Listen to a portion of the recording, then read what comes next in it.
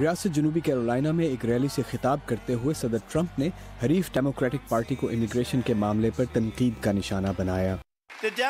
Democrats چاہتے ہیں کہ سرحدیں کھول دی جائیں، انہیں جرائم کی کوئی پرواہ نہیں۔ ہم بہت مضبوط، بہت محفوظ سرحدیں چاہتے ہیں۔ آپ نے دیکھا کہ غیر قانونی تارکین وطن کی تعداد 70 سال میں سب سے کم رہی۔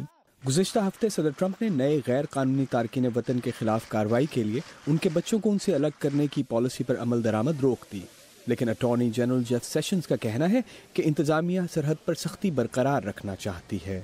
ہم سرحد کو غیر قانونی طور پر پار کرنے والے افراد کے خلاف قانونی کارروائی جاری رکھیں گے۔ ہم ہر وہ کام کریں گے جس کا ہمیں اختیار ہے، لیکن ہم خاندانوں سے بچوں کو الگ کرنے سے گریز کریں گے۔ لیکن صدر ٹرمپ کی امیگریشن پالیسی پر احتجاج جاری ہے۔ ٹیکساس کے ایک حراستی مرکز کے باہر مظاہرین نے غیر قانونی تارکین وطن سے بھری بس روکنے کی کوشش کی۔ کئی ریاستوں نے ٹرمپ انتظامیہ کے خلاف عدالتوں سے رجوع کیا ہے تاکہ غیر قانونی تارکین وطن کے خاندانوں کو یکجا کیا جائے۔